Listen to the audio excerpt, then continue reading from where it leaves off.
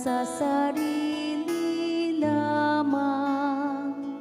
Walang sinuman ang namamatay para sa sarili lamang.